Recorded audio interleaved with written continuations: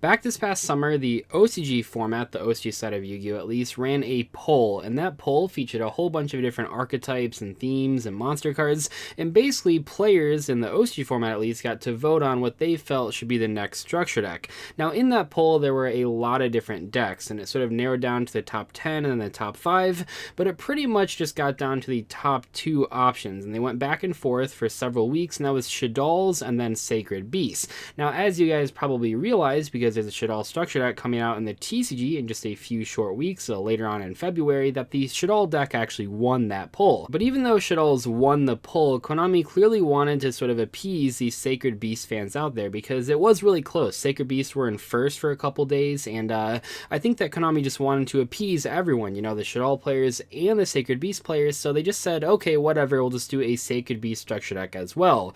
Now this structure deck is only pretty recently announced for the OCG. We don't even have an announcement date for the TCG, but it definitely is coming out, and yesterday we had the very first card revealed, and it's actually sort of a take on an anime card that people have been asking for a while. So I want to take today to sort of look at this card and give my initial sort of knee-jerk reaction to it, because we really don't know what the other cards in the structure deck will look like. We don't even know when they'll be announced. I mean, this is the first card, and they did promise anime cards, so this is one of those. So because there's other cards that we don't know yet, I'm not going to judge this card too harshly, but I will give my initial sort of reaction to reading this card, and also I want to go through it because its effect has changed a little bit since the anime, so if you only know it from there, you want to know what the real effect is going to be. I know when I made the video a few weeks ago on an Altergeist Pukari that I screwed up the effect, and that's because the person that I usually go for translations messed it up, but this one is taken right from a Yu-Gi-Oh! Organization, and they're pretty much never wrong in translations, so this should be the real effect.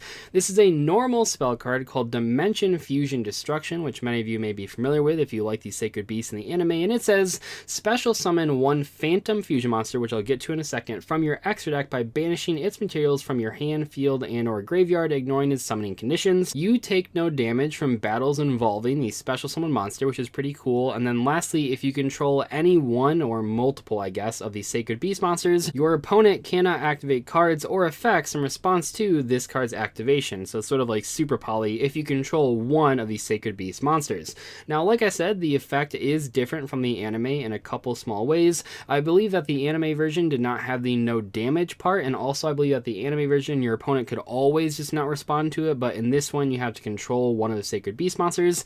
I don't actually think that effect will go through too often. I don't think that you're trying to play this card in a deck that is trying to summon the Sacred Beast, but rather just a deck that's trying to OTK with the big fusion. Now there is one issue that I want to bring up here. I sort of mentioned it when I was first reading the effect, and that is the fusion monster that you can summon, a Phantom Fusion monster.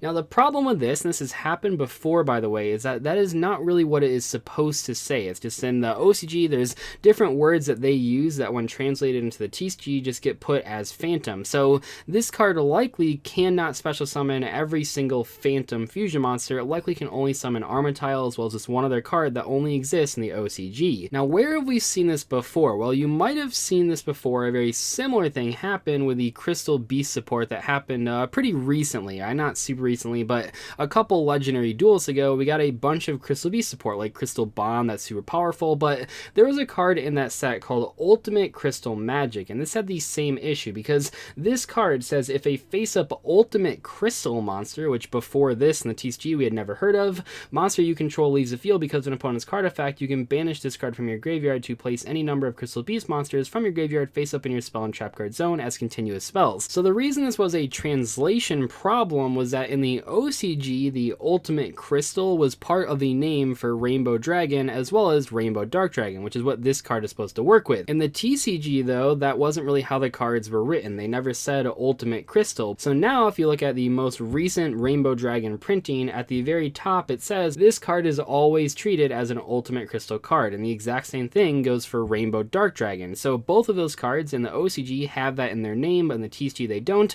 So Konami had this sort of translation issue when they actually brought that trap card into our format. Rainbow Dark Dragon actually wasn't in that set, but it still was treated that way, officially at least, if you go on the Yu-Gi-Oh! Database, but eventually it received a reprint in Battles of Legend Relentless Revenge, and then it was updated to now say this card is always treated as an Ultimate Crystal card. So while I don't know what they will change it to once it gets translated into the TCG sort of format, I do know that it's not supposed to summon cards like Chimera the Flying mythical beasts. Now you might be saying that card doesn't say Phantom Beast in the title, and you are right. However, this card, kind of similar to Rainbow Dragon, says in its effect, this card is always treated as a Phantom Beast card. So right now, if that fusion was translated verbatim, which it's not going to be, but if it was, you could summon this. Would anyone do that? I mean, probably not. This card is terrible, way worse than Armatile, obviously, just way worse than most fusion monsters, but it does matter quite a bit that it doesn't specifically summon Armatile the Chaos Phantom. I already mentioned that the OCG has another card that actually does fall under this category. I don't know if we're gonna get that in the TCG, but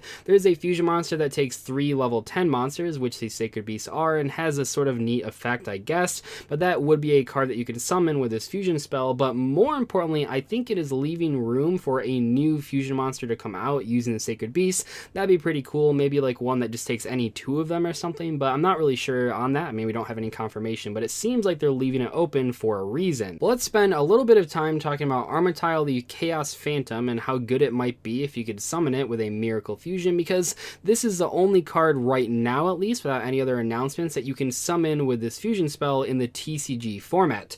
Armatile the Chaos Phantom is a huge fusion monster. Well, maybe not at first glance, because it does say 0 attack, but its effect says cannot be destroyed by battle. This card gains 10,000 attack during your turn only. Please keep in mind that right now Armatile actually has a restriction. The very first effect says must first be special summoned from your extra deck by banishing the above cards you control. You do not use polymerization, but keep in mind that that fusion spell ignores these summoning requirements, so you don't have to worry about that. So the question right now, at least as far as my initial reaction goes, is how powerful is it to actually summon this card without having to summon all 3 of these Sacred Beasts?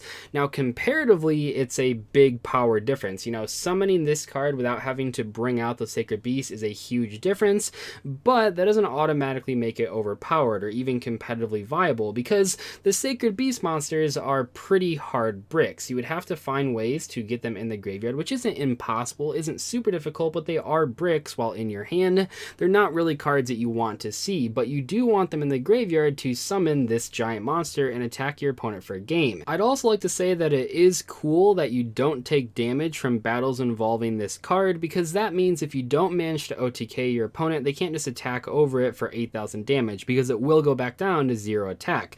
It already can't be destroyed by battle, so while it's not the most difficult thing to get off the board, at least if your OTK fails, you're not just opening yourself up for a game with this 0 attack monster. I really don't think this new fusion spell is bad. I think it's really, really good actually, at least relative to the other Sacred Beast support, but I think there's a bigger problem that I'm not sure people are going to notice, and that's that this new OTK style of running a Sacred Beast strategy, if that even is going to exist, because we don't really know what the extra cards are going to be, but just looking at this one card, it very clearly is supporting a very fast-paced, just mill all 3 Sacred Beasts, summon this big monster, attack for game sort of style of beating your opponent that directly conflicts with how people are running Sacred Beasts, if people are really doing that right now, because right now the way people want to play that deck, if they're trying to build it just for a fun casual strategy, they're going to be playing it with Fallen Paradise, a very powerful field spell. Fallen Paradise gives you a Pot of Greed every single turn if you control a Sacred Beast, including Armatile, which is kind of cool, and also they can't be destroyed by opponent's card effects or targeted. And you might be asking yourself, or asking me at least, well, why does that matter? This card lists Armatile, so why does it really come up here? I mean, it's still going to be played, and that is true, it is still going to be played. However, when you're building a Sacred Beast deck, you no longer, now that this fusion spell is out, at least in my mind, you're not really trying to build like a slow sort of advantage-based strategy with Fallen Paradise. Now you're just trying to build a very heavy OTK focused deck, which doesn't really care about card advantage too much. And I know I'm only going off of one reveal here, but I'm just looking at this new sort of Sacred Beast deck and sort of seeing it as something where you'd want to not summon the Sacred Beast monsters, but just put them all in the graveyard so you can banish them to summon a 10,000 attack Armatile. And in that case, Fallen Paradise isn't as good, because the draw 2 won't matter that much if you've already summoned your big boss monster. It does help that it will prevent the Armatile from being targeted or destroyed. That certainly does matter, but I was trying to build a Sacred Beast deck, and I know it's just one card reveal, so we'll have to wait for the other ones. Maybe we can make more videos when those get announced, but right now, off of just this one card, if I was trying to make a deck, it wouldn't be a deck that was trying to win with advantage or win by summoning Sacred Beast monsters. It'd just be a deck that was trying to OTK my opponent with Armatile and pretty much nothing else. Would I play Fallen Paradise? I mean, sure, but I feel like in that type of strategy, it would be more important to have starter cards to get these Sacred Beasts in the graveyard in the first place so you can combo off. And I know know for a lot of people playing Sacred Beast right now, maybe even some of you watching this video, you're probably playing it as a more casual strategy, and that's perfectly fine. If you want to try to build a deck that can summon all 3 Sacred Beasts for some reason, I don't really understand why, because as I've said in my past videos, they're not that good even if they are pretty cool, and when you combine multiples in the same deck, it gets pretty inconsistent because now you have all these fiend monsters, now you have all these continuous spells and continuous trap cards, but you can draw pretty mismatched hands. But I know some of you guys watching this video, if you're playing that deck right now, it's probably what you're doing, even if it's not very competitive, and that is perfectly fine. But I'm trying to analyze this new card as in, can it actually make the deck competitively viable as like a sort of OTK based strategy around Armatile. Anyway, hopefully you guys enjoyed today's discussion video on the very first card revealed for the Sacred Beast structure deck. I'm sure there's at least 3, maybe 4 or 5 more after this one, which will be pretty cool. Let me know in the comment section below if you want me to review the other Sacred Beast cards as they get revealed over the next coming weeks or coming months. I'll see you guys later though. Thank you so much for watching today's discussion video. Goodbye.